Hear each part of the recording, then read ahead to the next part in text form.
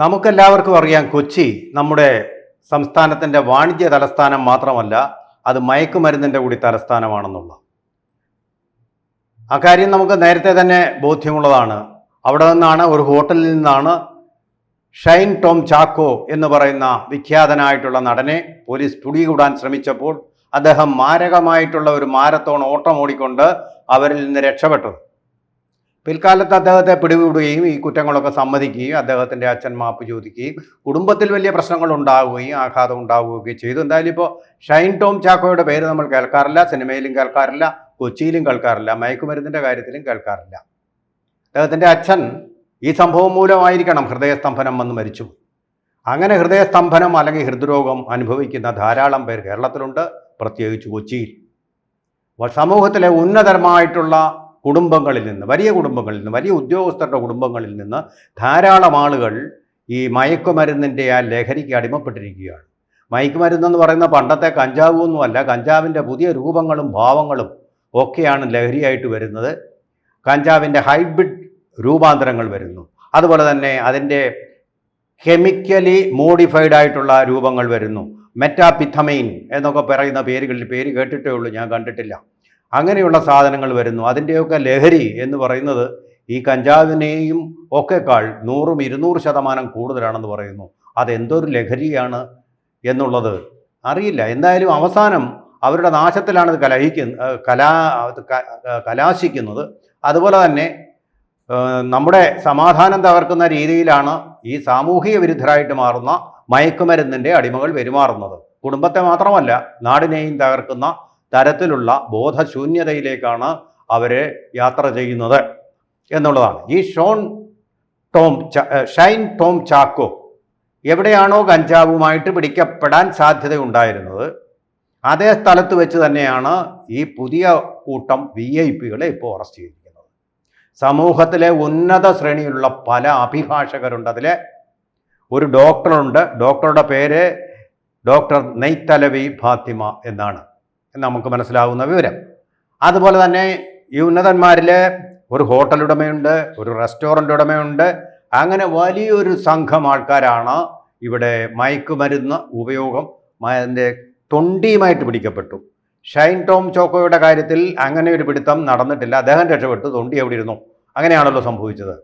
അവിടെ ആര്യൻ ഖാൻ എന്ന് പറയുന്ന നമ്മുടെ ഷാറൂഖ് ഖാൻ്റെ മഹാനടനായിട്ടുള്ള, താരചക്രവർത്തിയായിട്ടുള്ള ഷാറൂഖ് ഖാൻ്റെ മകൻ മുംബൈക്ക് തീരത്തുള്ള ഒരു കപ്പലിൽ വെച്ചാണ് മയക്കുമരുന്നുമായിട്ട് പിടിയിലായത്. അത് പിന്നെ അദ്ദേഹത്തിൻ്റെ ഉന്നതങ്ങളിലെ സ്വാധീനം കൊണ്ട് ആ കേസില്ലാതാവുകയുണ്ടായത് ആര്യൻ ഖാനിൻ്റെ. എന്ന് വേണ്ട, സമൂഹത്തിൽ ഈ പണത്തിൻ്റെ ധാരാളിത്തമുള്ള എല്ലാ കുടുംബങ്ങളിലും ഇതുപോലുള്ള വൈറസുകൾ ധാരാളമായിട്ട് ഉണ്ടാവുന്നുണ്ട്. സ്വാഭാവികമാണ്. പണത്തിനൊരു കുഴവുമില്ല. കിട്ടുന്ന സുഖത്തിൻ്റെ അങ്ങേയറ്റം കിട്ടുന്ന ആഡംബരങ്ങളുണ്ട്. ആ ആഡംബരങ്ങൾക്ക് അപ്പുറത്തേക്ക് പോകാനുള്ള ഒരു വ്യഗ്രത യുവ മനസ്സുകളിൽ ഉണ്ടാവുകയാണ്. ആ വ്യഗ്രതയുടെ അന്തിമ ഫലമായിട്ടാണ് ഇത്തരം ആഡംബരങ്ങളിലേക്കും അനാശാസ്യങ്ങളിലേക്കും പോയി ചെന്നുപെടുന്നത്. ഇപ്പോൾ അനുഭവിക്കുന്ന സുഖം പോരാ, കൂടുതൽ സുഖങ്ങൾ. അതായത് പട്ടിണി കിടക്കുന്നവനായാലും ദാരിദ്ര്യം അനുഭവിക്കുന്ന അല്ലെങ്കിൽ ഈ ചേതോവികാരം ഉണ്ടാവുകയില്ല. അവനെങ്കിലും ഈ പട്ടിണി മാറണം, ഒരു തൊഴിൽ കിട്ടണം, ആ വരുമാനം കൊണ്ട് ജീവിക്കണം, സാമാന്യമായിട്ട് ഡിഗ്നിറ്റിയോടുകൂടി ജീവിക്കണം, അന്തസ്സായിട്ട് ജീവിക്കണം. ലിവിങ് വിത്ത് ഡിഗ്നിറ്റി, അതാണ് ഐക്യരാഷ്ട്രസഭയുടെ പ്രമാണം തന്നെ. അത്രേ ഉണ്ടാവൂ. അവൻ്റെ സ്വപ്നമാണത്. ഇവർ ആ സ്വപ്നങ്ങളൊക്കെ കടന്നിട്ട് ഇവരൊന്നും അറിയാതെ കൈ നനയാതെ മീൻ പിടിക്കുന്ന പോലെ ആഡംബരങ്ങളുടെ മധ്യത്തിൽ കഴിയുമ്പോൾ അമിത സുഖഭോഗങ്ങളിലേക്ക് പോവുകയാണ്. അതതിൻ്റെ ശാസ്ത്രം. അതല്ല ഇവിടെ പ്രശ്നം. ഈ പാർട്ടികളെയെല്ലാം, ഈ VIP-കളെയെല്ലാം കടവന്ത്ര പോലീസാണ് കേസെടുത്തത്.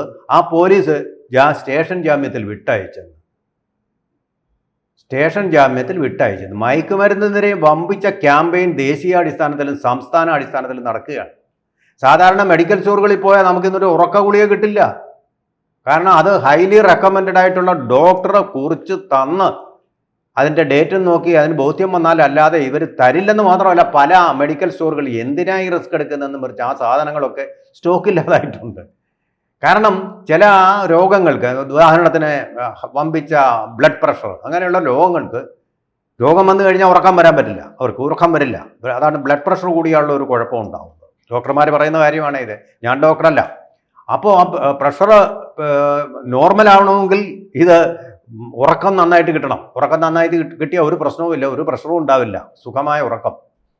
ഈ പ്രഷർ കൂടിയാൽ വീണ്ടും ഉറക്കമില്ലാതാവുകയും. അപ്പോൾ ഒരു വിഷമവൃത്തമാണ്. പറഞ്ഞാൽ ഒന്നില്ലെങ്കിൽ മറ്റേത് കൂടിക്കൊണ്ടിരിക്കും. അതാണ് ഈ പ്രശ്നം. അത് വലിയൊരു പ്രശ്നമാണ്. അതുകൊണ്ട് തീർച്ചയായിട്ടും ഈ രോഗികൾക്ക് ഡോക്ടർമാർ ശുപാർശ ചെയ്യുന്ന ഒന്നാണ് ഈ മയക്ക്. പല ആശുപത്രികളിലും ഇത് കൊടുക്കാറില്ല, അതിൻ്റെ സ്റ്റോക്ക് ഉണ്ടാവില്ല, മെഡിക്കൽ സ്റ്റോറുകളിലും ഉണ്ടാവില്ല. എന്താ കാര്യം? പോലീസ് വന്ന് വേട്ട നടത്തി ഉറക്ക ഗുളിക കച്ചവടം ചെയ്യുന്നൂടാന്ന് പറഞ്ഞ് മെഡിക്കൽ സ്റ്റോറോടൊപ്പം നിർദോഷിയായ അദ്ദേഹത്തെ പിടിച്ചു കൊണ്ടുപോകും. അപ്പോൾ അതുകൊണ്ട് അവർ കരുതലോടുകൂടി ഈ സാധനം വിൽക്കാതിരിക്കുകയാണ്. അവർക്ക് പേടി കാരണം അത്തരം ഒരു സ്ഥിതിയിൽ ഇത്തരം ഗുളികകളുടെ പോലും റെക്കമെൻഡഡ് ആയിട്ടുള്ള ഗുളികകളുടെ പോലും ഇന്ത്യൻ ഫാർമക്കോപ്പിയ നിർദ്ദേശിക്കുന്ന മരുന്നുകൾ പോലും ഇല്ലാത്ത തരത്തിൽ മയക്കുമരുന്നിനെതിരെ പോലീസും എക്സൈസും ഒക്കെ വേട്ട നടത്തുമ്പോൾ, മഹാനടന്മാർ അതിനെതിരെ ക്യാമ്പയിൻ നടത്തുമ്പോൾ, എങ്ങനെ ഇത്രയും ഗുരുതരമായിട്ടുള്ള കുറ്റം ചെയ്ത ഒരു കൂട്ടം ക്രിമിനലുകളെ നിങ്ങൾക്ക് സ്റ്റേഷൻ ജാമ്യത്തിൽ വിട്ടയക്കാൻ കഴിഞ്ഞു? അത്ര നിസ്സാരമായിട്ടുള്ള കേസാണോ അത്?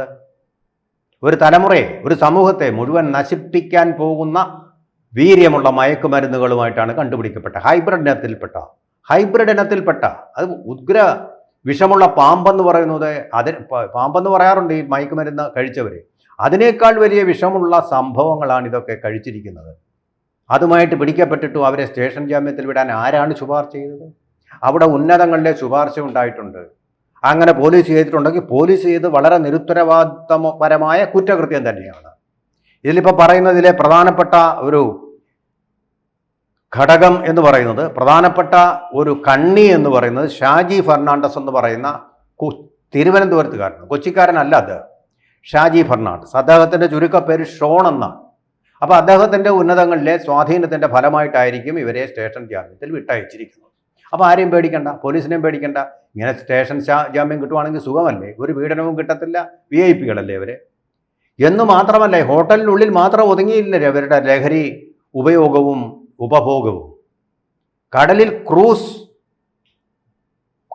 ക്രൂസ് കപ്പലിൽ ക്രൂസ് പാർട്ടി നടത്തിയവരെ ഷാരൂഖ് ഖാനും കൂട്ടരും അന്ന് നടത്തിയതുപോലെ തന്നെ.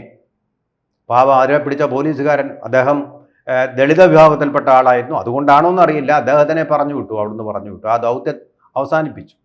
അങ്ങനെയാണ് സംഭവിച്ചത്. ധീരനായ ഒരു പോലീസ് ഉദ്യോഗസ്ഥൻ. അപ്പോൾ ഉന്നതങ്ങളിലെ പിടിമൂലം നമുക്കും അറിയാമല്ലോ. നമ്മുടെ നാട്ടിലെ ഒരു MLA മകന് അദ്ദേഹത്തിന് ഈ സംശയകരമായ സാഹചര്യത്തിൽ കഞ്ചാവുമായിട്ട് കൂടിയപ്പോൾ അത് അന്വേഷിച്ച 2 പോലീസ് ഉദ്യോഗസ്ഥരെ തലം മാറ്റി. ഒന്ന് സർക്കിൾ ഇൻസ്പെക്ടറായിരുന്നു, അത് മാറ്റിയത് നമുക്കറിയാം. അപ്പോൾ ഉന്നതങ്ങളിലെ ഈ കഞ്ചാവുകാരെ പിടിക്കാൻ ഇനി ഈ പോലീസുകാർ മുതിരുവും, തൊപ്പി പോവില്ലേ ഇവരുടെ. അപ്പോൾ അത്തരം ഒരു സ്ഥിതിയിലേക്കാണ് ഇപ്പോൾ കടവന്ത്ര പോലീസും പ്രവർത്തിച്ചിരിക്കുന്നതെന്നാണ് ഞാൻ മനസ്സിലാക്കുന്നത് വാർത്തകളിൽ നിന്ന്. അല്ലെങ്കിൽ അവർ പറയട്ടെ, എങ്ങനെ സ്റ്റേഷൻ ജാമ്യത്തിൽ വിടും? ജാമ്യമില്ലാത്ത കുറ്റമല്ലേ കഞ്ചാവ് അല്ലെങ്കിൽ മയക്കുമരുന്ന് കയ്യിൽ വെക്കുക? അത്ര ഗുരുതരമല്ലേ എൻ്റെ ശിക്ഷാ നിയമങ്ങൾ? നിയമവിദഗ്ധർ പറയട്ടെ. അങ്ങനെ പിന്നെ എങ്ങനെ സ്റ്റേഷൻ ജാമ്യത്തിൽ വിട്ടയക്കാൻ പറ്റും? തൊണ്ടിയോടുകൂടി പിടികൂടിയിട്ട്. പ്രമാദമായ കേസല്ലേ ഇത്? കോടതി പറയട്ടെ, നീതി ശാസനകൾ പറയട്ടെ, നമ്മുടെ രാജ്യത്തെ ന്യായാസനങ്ങൾ പറയട്ടെ. ഒരു സമൂഹത്തിനെ ഇങ്ങനെ വേട്ടയാടിക്കൊണ്ടിരിക്കുന്ന ഒരു വലിയ സാമൂഹിക വിരുദ്ധതയെ ഇങ്ങനെയാണ് നമ്മുടെ രാജ്യം, നമ്മുടെ സംസ്ഥാനം കൈകാര്യം ചെയ്യുന്നത്. ആഭ്യന്തര വകുപ്പും പറയട്ടെ. അപ്പോൾ ഇത് ശരിയായിട്ടുള്ള ഒരു നടപടിയല്ല. ഇത് വാർത്ത കേട്ട് നമുക്ക് സുഖിക്കാനുള്ളതല്ല, നമ്മുടെ മനസ്സിനെ മതിക്കേണ്ടതാണ്, ചോദ്യങ്ങൾ ചോദിക്കപ്പെടേണ്ടത് തന്നെയാണ്, ഒരു സംശയം വേണ്ട. കൂടുതൽ വാർത്തകളും വിശേഷങ്ങളും നിങ്ങളിലേക്ക് എത്താൻ ABC മലയാളം സബ്സ്ക്രൈബ് ചെയ്യുക, ബെൽ ബട്ടണും അമർത്തുക.